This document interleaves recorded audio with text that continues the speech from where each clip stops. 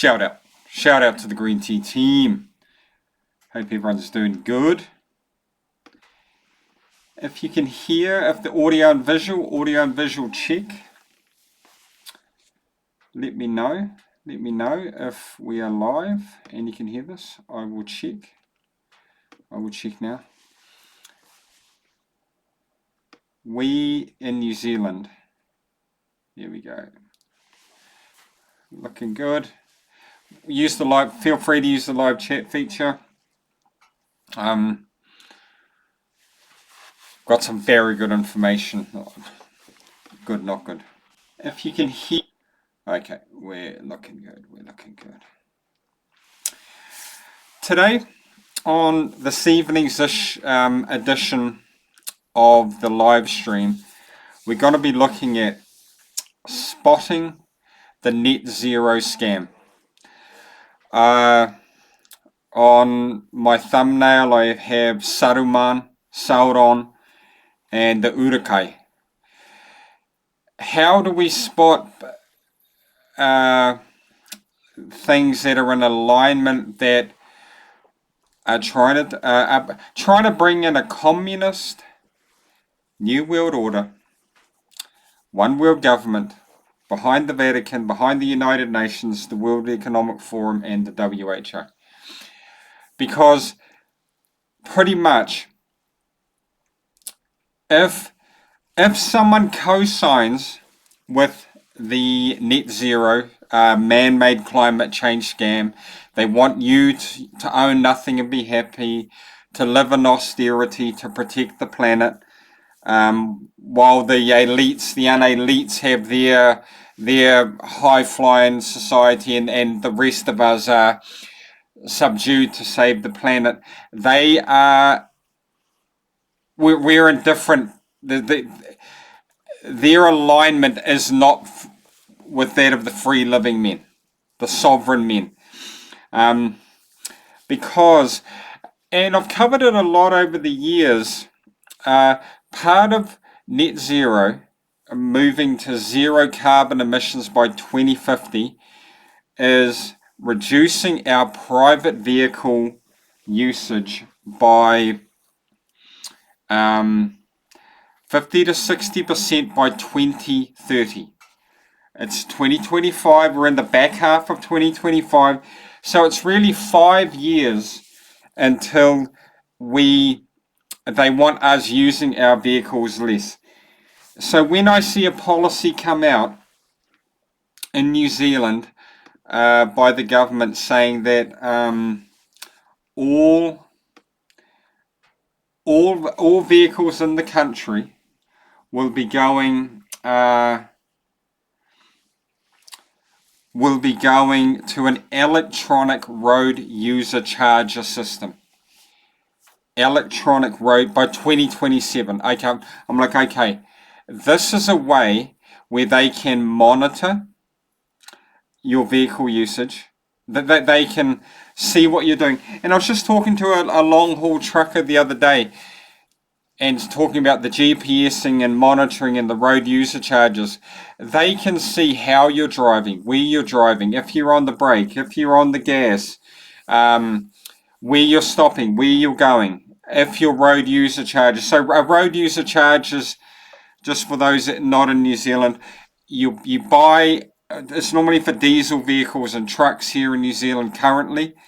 So you buy lots of 1,000, and then you have I used to have a diesel vehicle. You'd have a paper ticket in your car, and every time your road user charges, you use them, you just go in and manually, or go online and buy another road user charger certificate for the kilometers you're going to be driving. So if I buy 10,000 kilometers, I assume that's going to last me a year.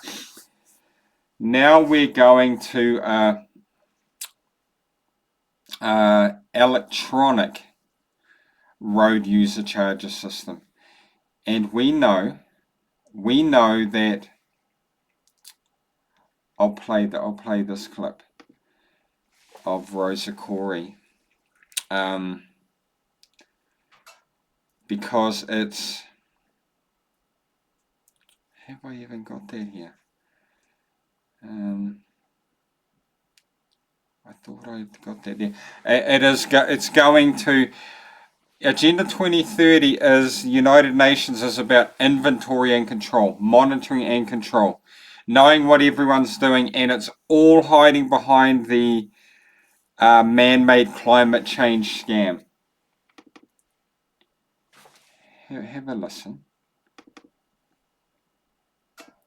to Rosa Corey. States of America is really under attack right now. We, in the United States, are, the U.S. landmass is about 2.5 times the size of Europe and has roughly half the population, just over half. That landmass is huge, and about 75% of the population lives in large cities. The goal is to move everyone out of the rural areas and into the large cities, and to destroy representative government, and to move it into to government by unelected boards and commissions. Now, here in the EU, of course, you've already moved to that position, where it's an erasure of jurisdictional boundaries, an erasure of national boundaries. And that is the goal, because, as Zbigniew Brzezinski said in 1995, you can't just impose globalization pell-mell as a total movement. You have to do it incrementally, and the way to do that is through regionalization. And in Denmark...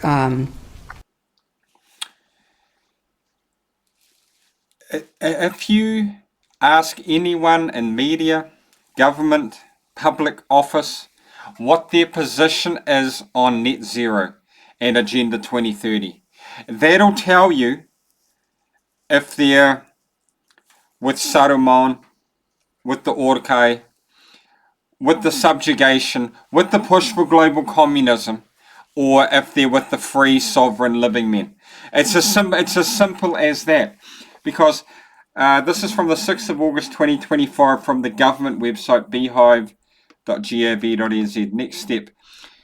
So this next step on replacing petrol tax with electronic road user charges. Electronic monitoring, increasing the cost. Because I was thinking, how are they going to get such a huge reduction in petrol using our private vehicles by 2030? Boom, this comes along.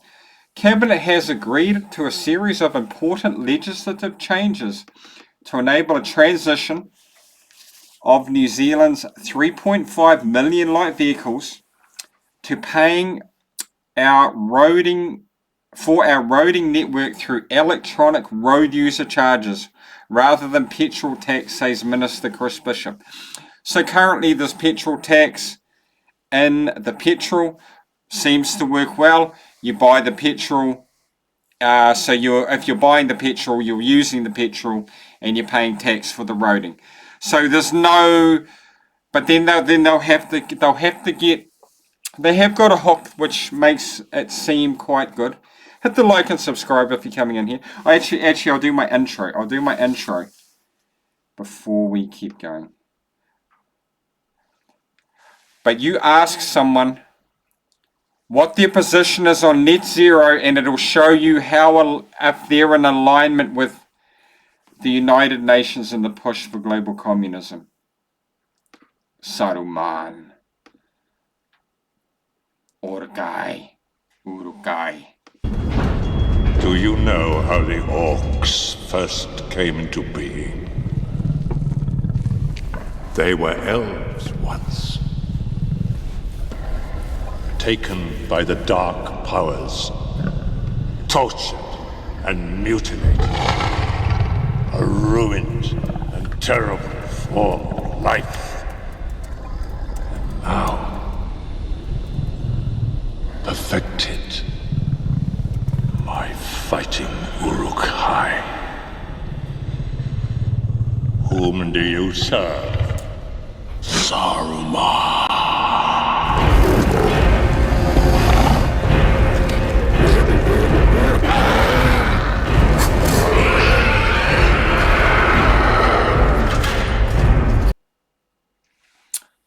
Welcome to the Green Tea Freedom and Truth channel. This is Tristan. It's good to have the Green Tea team back for today's edition of the live stream. It is Tuesday, the 12th of August 2025 here in Taupo, New Zealand. I appreciate the Green Tea team. Are they with the orcs? Are they with Sauron and Saruman? Or are they with the sovereign living men and women? It is pretty easy. It's not hard to figure it out.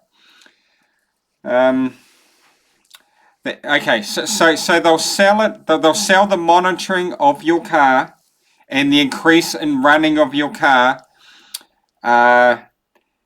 with some sweetness. The abolition of petrol tax, and I have looked into it. And if people don't man up and grow up here, or get the courage to speak up, because this is 2025, the year of building our reality. The cost of running a vehicle, other than being monitored, controlled, and surveilled, will go up by around 34% for the average user per year, as well as the government knowing where you're going, the Ks you're using, the push for technocracy. The abolition of petrol tax and the move towards all vehicles, whether they be petrol, diesel, electric, hybrid, paying for roads based on distance and weight. The biggest change is how we fund our roading network in 50 years, Mr. Bishop says. Right now, New Zealanders pay fuel excise duty, Fed, on petrol tax of about 70 cents per litre every time you fill up at the pump with a petrol car. So that's a chunk. So we're paying a chunk on fuel excise duty. Petrol car, diesel, electric and heavy vehicles pay road user charges.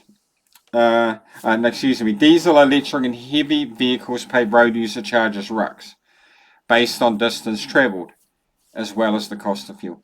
This revenue is funneled into the National Land Transport Fund with funding and building of new roads and maintaining our existing ones.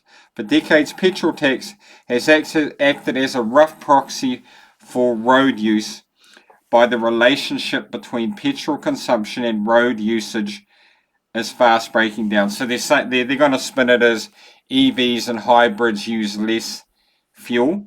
So the balance is not as accurate. For example, petrol vehicles with better fuel economy contribute less fuel excise duty per kilometre towards road maintenance operations and improvements. There's the hook, and it sounds reasonable to have inventory, monitoring, and control of your vehicle. It exists, and it is the blueprint. It is the action plan to inventory and control all land, all water, all minerals, all plants, all animals, all means of production, all construction, all energy, all education, all information, and all human beings in the world. Inventory and control. The action plan. Okay? It's the real deal. It's a transition from representative government to governance by unelected boards and commissions. It's the erasure of jurisdictional boundaries and the loss of private property rights. And ultimately, you need to know that this, your body, is your most important private property, your body and your mind. So, ultimately it leads to the loss of sovereignty and freedom for all of us. So, of course, you're going to be concerned about this, not just as citizens of whatever nation you live in, but as free human beings. And this, of course, is a nonpartisan issue. So, United Nations Agenda 21, Sustainable Development, was agreed to by 179 nations, including the United States and Denmark, in 1992 at the UN Earth Summit in Rio de Janeiro, Brazil. In the US, George H.W. Bush committed us to implementing sustainable development, and it's been supported by every president ever since. Bush, Clinton, Baby Bush, and Obama. This is a global plan, but it is implemented locally. So it gives the illusion of being a grassroots movement, but it is not. United Nations Agenda 21, Sustainable Development, is the biggest public relations scam in the history of the world. But it's far more than that. It's the agenda for the 21st century. That's what it's called by the UN. And it's a inventory and control. They want New Zealand to be the first country in the world to fully implement the 17 Sustainable Development Goals in the United Nations. We know that. And I'll play this clip quickly. Hit the like, get the numbers up. This is a 1 minute clip from Aussie. Now to unload on all the politicians in Australia supporting net zero. But what has this got to do with the housing crisis, you ask? One of the major costs in delivering a new home in Australia is compliance with the National Construction Code, which has gone absolutely bonkers since Australia committed to a net zero future. Achieving net zero is now about the how, not the if, not the when, or the why.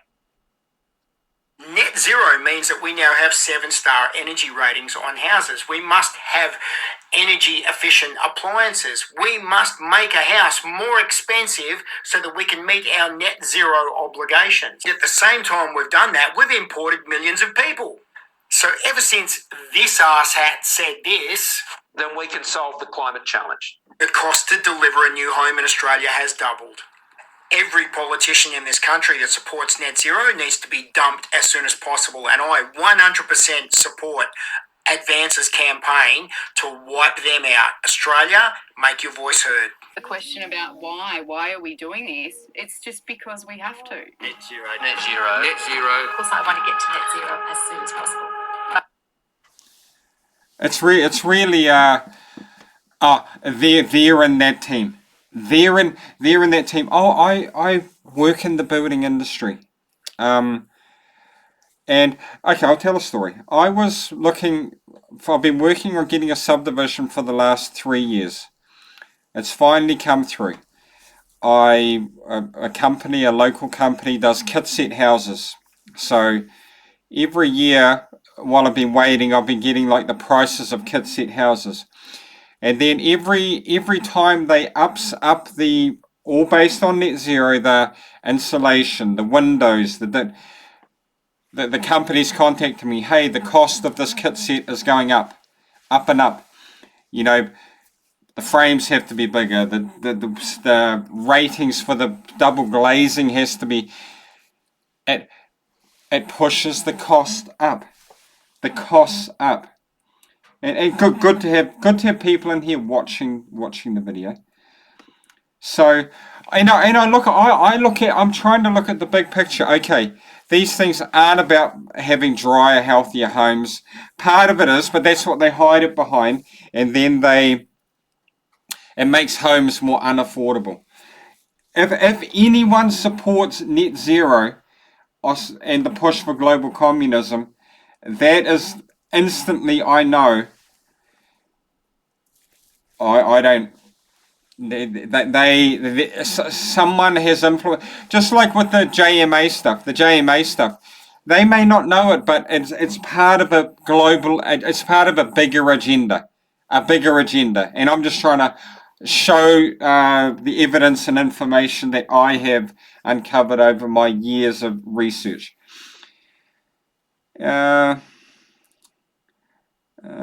The government's plan will eventually see all vehicles paid based on actual road use, including weight, regardless of fuel type. The transition will happen in stages, beginning with legislative and regulatory reform to modernise the current road user charge system and enable private sector innovation. So that'll be bring it electronic. The current road user charge system is outdated and largely paper-based. Paper-based gives privacy and autonomy. A $50 bill can be taken and used. Our local council dump waste disposal in Taupo has gone cashless. online, trackable, the push for the central bank digital currency, the digital IDs. We know the agendas. The same. You have a petrol car without the latest modern kind of techie in it. You can drive where you want. You have an electronic road user charge system that broadcasts to places what your current road user charge, how many kilometers you're driving. It is technocracy. It is technocracy, but it's fair. It just makes things that's how they sell it. It's fair, and the ones with the EVs, the EVs and the hybrids, they pay their fair share. That's just the price you pay. If that's where you want to go, if Saruman and the Urukais where you want to go. Do you know how the orcs first came into being? They were elves once, taken by the dark powers, tortured and mutilated, a ruined and terrible form of life. And now, perfected. My fighting Uruk-hai. Whom do you serve? Saruman.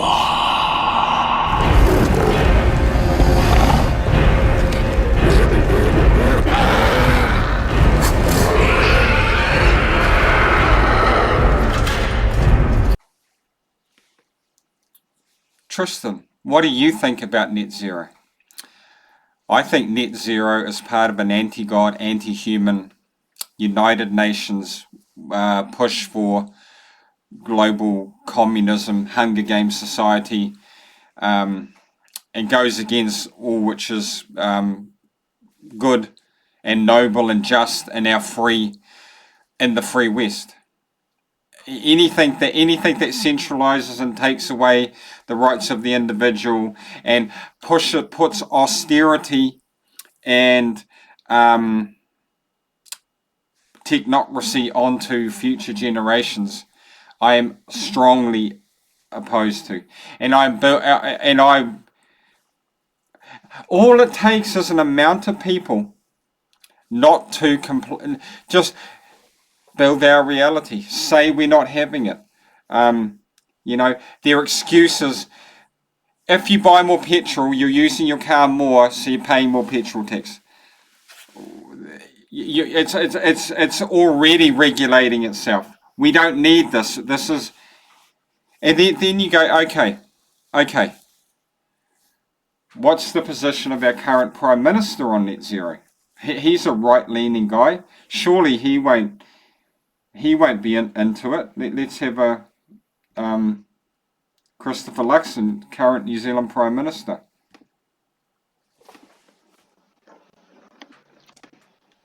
Is the current Prime Minister in alignment with Saruman and the Urukai on net zero? Net zero. Pushing us back to the Dark Ages. Why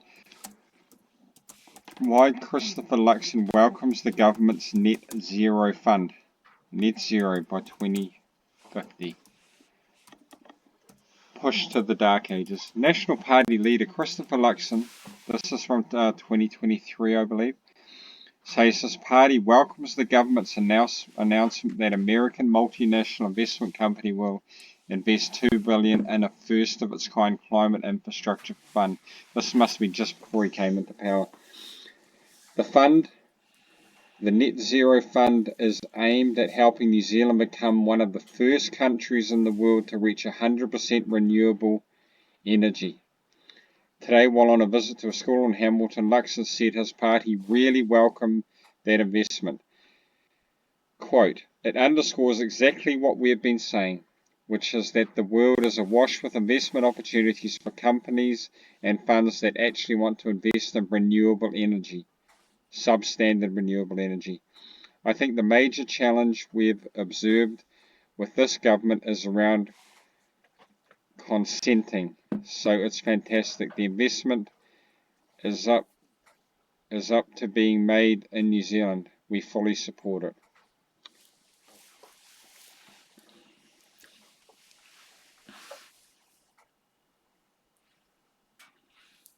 He's all in. He's all in. And a correction, I read some of this last video, the People's Position, COVID-19 Lessons Learned, Voices for Freedom, and the actual infection fatality rate was 0.15%, not 0.5, which I said. Chris, this is from the same article. Luxon said 100% renewable electricity had to be New Zealand's goal. Substandard wind farms, solar. We've focused.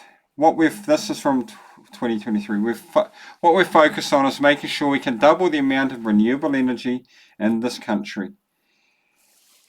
That it becomes abundant, that we can make a transition. Where am I? Make a transition. Where am I? Make a transition through transportation and through manufacturing. We can make a transition to net zero through transportation and through manufacturing.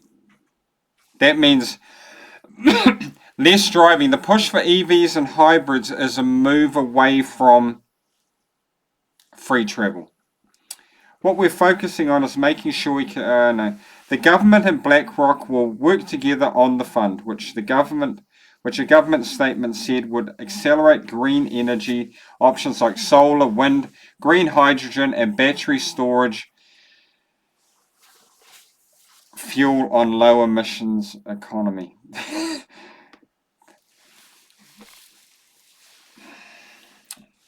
That's bad. That is some Saruman. Okay.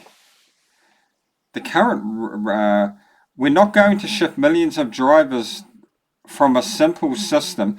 So, okay, this is quite a good. We're not going to shift millions of drivers from a simple system at the pump to queues at retailers. Okay, so they're going to help us out by digitally monitoring your car and how much you drive to save you the stress of queuing to buy a paper road user charges thing.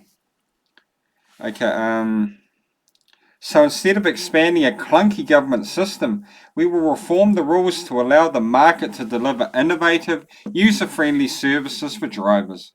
A handful of road user charger companies already do this for about half of our heavy vehicle fleet. There are several companies, both domestic and international, with innovative technology that could make complying with road user charges cheaper and easier. And this is the sort of thing that so this is a company that provides, this is eroad.co.nz. So they provide a service already for long haul, for truckers. EROAD's in-vehicle and trailer hardware measures distance travelled with a high degree of accuracy and also capture location, route and operational data. So they'll know where you're going with a high degree of accuracy, measured distance travelled. EROAD, the company's doing, this is just the what they're wanting for every car. Every car. You drive your car, they'll be knowing. Device record, store and continuously transmit encrypted data to its web-based application MyERoad, where users access information and services online. The ERUC module displays and reports distance and location travelled by vehicles, displays road user status of each vehicle, calculates off-road claims and generates, it's like a smart meter for your car. It's like a technocratic smart meter for your car. And as I just made a comment on the live chat, net zero is the climate change COVID pandemic. It's the COVID pandemic for the climate. Net zero. You will own nothing and you'll be happy. Okay, what was I reading? Hit the like and subscribe. If you're riding with me, hey, if you're in the ERUC team, have at it. But I ain't riding with. I'm not riding with you. Do you know how the orcs first came into being? They were elves once. Taken by the dark powers, tortured and mutilated. A ruined and terrible form of life. And now, perfected. My fighting ERUC. Whom do you serve? Saruman.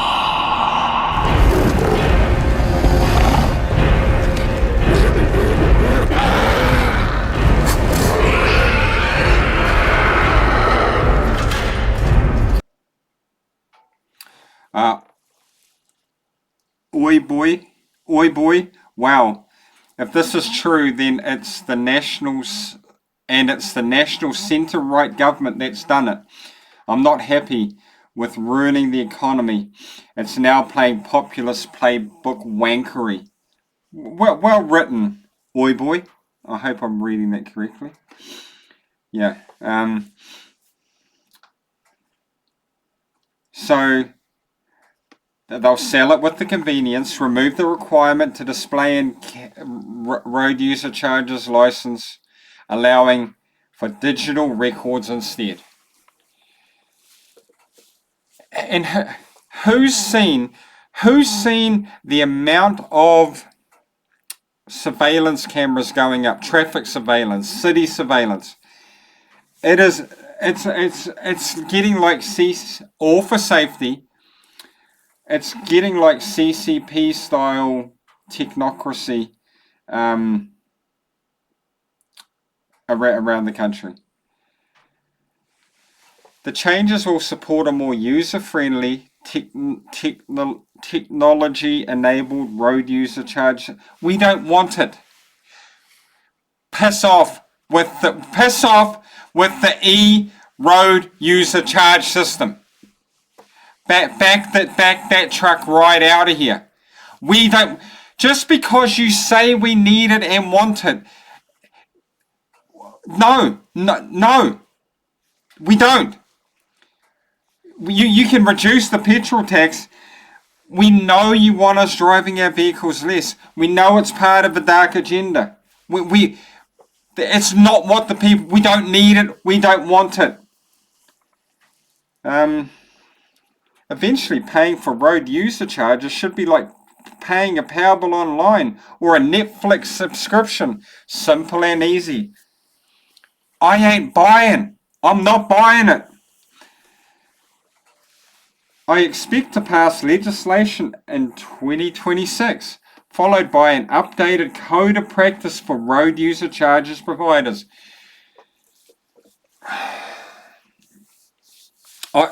Let me know what you think about this. We will also engage, and they're saying they can link toll road stuff onto it and just take it out of your account. We will also engage with the market in 2026 to assess technological solutions and delivery timelines.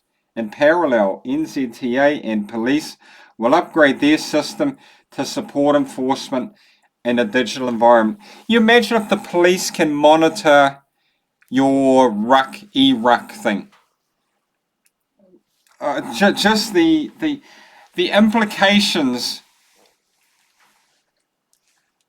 If I don't trust them. I don't trust them as far as I could throw them. And it could be quite a way I could throw them, but so human rights, if they say so. That's the way they want it to go. The agenda. Sustainable development and the Paris Climate Agreement provide humanity with a master plan for a sustainable way of life on this planet.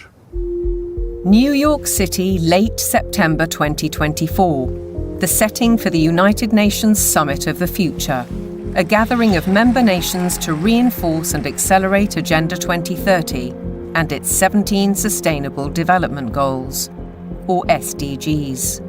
The plan has a broad spectrum and is full of worthy ambition. But behind those deliberately bright and colourful boxes lies a darker theme, a shifting of influence and potentially power towards unelected world bodies. The strategy goes back well into the last century, and pressure is growing, because the goals are far behind targets set at the grand relaunching in 2015. 17 inspiring Sustainable Development Goals, the SDGs. Our aim is clear, our mission is possible, and our destination is in our sights. Imagine being able to build anything just by thinking about it. Meet Base 44, a complete AI creation platform. To end poverty and hunger, address inequality, protect our planet, and build a life of dignity for all. It appears to be a noble and ambitious program for a perfect world. And who could argue with those aspirations? But critics insist the goals are not what they seem. Alex Newman is a journalist and broadcaster who's been investigating the issue for 15 years. He has his own way of interpreting the rhetoric. You have to learn to speak what I call UNEs. You have to know what the terms mean if you want to truly understand what is being discussed. When they talk about peacekeeping forces or the peacekeeping role of the United Nations, they're actually talking about the war-making capabilities of the United Nations. So you have this Orwellian doublespeak. When they talk about transparency, more often than not, they're talking about eliminating your privacy. Human rights is another very, very good example. They make very clear in this document that your rights can be restricted under the guise of public order or morality or whatever the case may be. And so they're saying, here's your rights, but by the way, they're not really rights. We can revoke them at any time. The UN is filled with contradictions like this. Like, for example, when they talk about gender equality, right? A normal person in the Western world thinks gender equality means a woman has a right to earn money, to own property, to have all the rights and privileges that a man would have.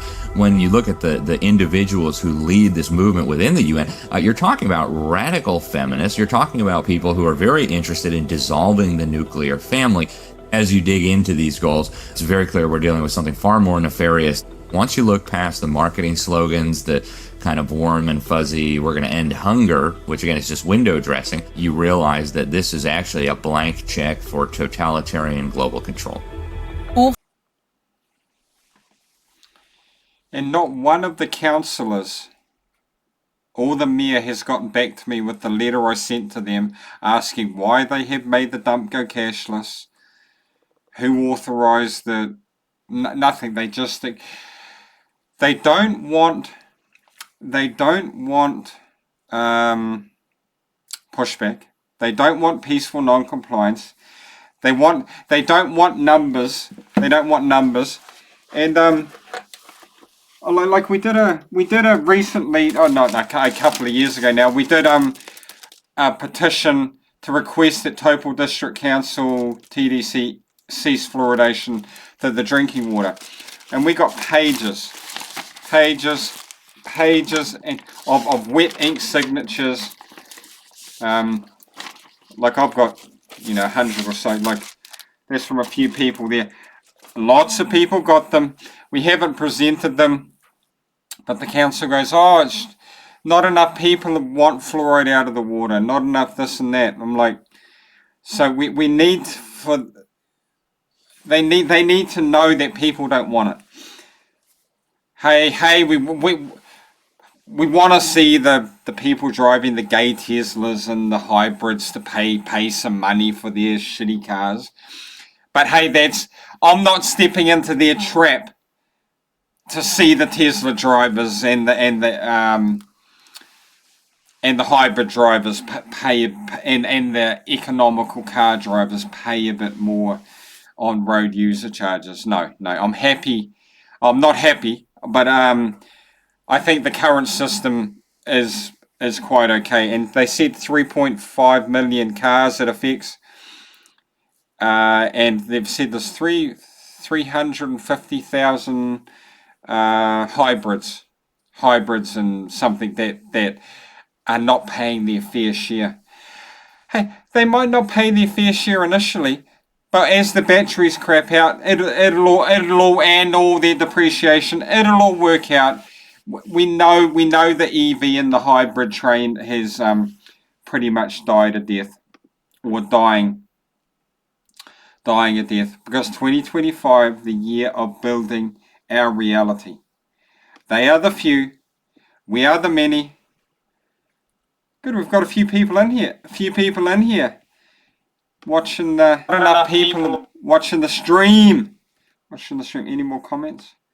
So I just thought I'd share that with you. Share the content. So, this is a once in a generation change. So this is a once in a generation. This is from the government. This is how they're selling it. This is a once. At this stage, no date has been set for the full transition of the light vehicle fleet. That's a deliberate choice, as we're focused on getting the system right rather than rushing its rollout. We have time to apply pressure. This is a once in a generation change. It's the right thing to do. It's the fair thing to do, and it will future-proof how we fund the roads for decades to come.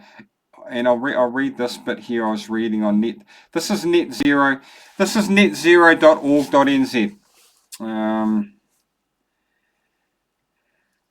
I'll read this one paragraph. Therefore, this is the pushing the net zero agenda. Therefore, while we maintain a clean green image internationally, us New Zealanders are in fact the 6th highest emitters of greenhouse gases in the world, emitting carbon dioxide equivalent per person, due to farming, feeding the world, methane, which makes up almost half of New Zealand's total emissions. Regardless of the greenhouse gas in question, it's clear that reaching a net zero New Zealand requires significant decarbonisation of society. Significant, not using petrol or diesel, not burning wood or coal, not using natural gas, going back to the Dark Ages, going back to Saruman. Anyone who co-signs on this does not have the best interest of we the free living men and women. Transforming our society in this manner requires change to the everyday behaviours of our society and our norms. So our norms: austerity, have less, be less, Hunger Games. About to unload on all the politicians in Australia supporting net zero. But what has this got to do with the housing crisis, you ask? One of the major costs in delivering a new home in Australia is compliance with the National Construction Code, which has gone absolutely bonkers since Australia committed to a net zero future.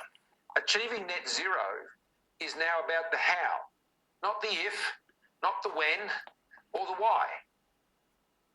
Net zero means that we now have 7-star energy ratings on houses. We must have energy efficient appliances. We must make a house more expensive so that we can meet our net zero obligations. At the same time we've done that, we've imported millions of people. So ever since this arsehat said this, then we can solve the climate challenge. the cost to deliver a new home in Australia has doubled. Every politician in this country that supports net zero needs to be dumped as soon as possible, and I 100% support Advance's campaign to wipe them out. Australia, make your voice heard. The question about why are we doing this? It's just because we have to. Net zero. Net zero. Net zero. Of course, I want to get to net zero as soon as possible. Advance is about... That's refreshing, isn't it? That's refreshing. Because it's on us if we let it slide. And I have predicted from the jump for the last 5-6 years that New Zealand will lead the world in pushing back. Net zero is the United Nations agenda. Net zero. It's part of a sustainable development goal. Agenda 2030. And it's not good for us. They promote not having children, not living your best. Anti-God, what did I call it? What did I call it in my comment? I just wrote it. I'm gonna run with this. Net zero is the climate change COVID pandemic. We saw it. We saw. So they want to bring in on net zero. They want to bring in monitoring and control, monitoring electronically your car, every car. It's our reality, our future. They are the few. We are the many. We know these are global agendas, and I'm just shining a light of information onto it. Have courage. Speak. I'll be having a live stream on Sunday morning at 10:30 a.m. New Zealand Taupo time. Have courage. Speak the truth. Support each other. Have faith and have fun. I'm out.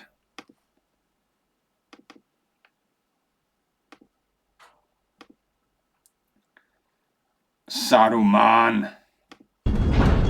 Do you know how the orcs first came into being? They were elves once, taken by the dark powers, tortured and mutilated, a ruined and terrible form of life. And now, perfected, my fighting ERUC high. Whom do you serve? Saruman.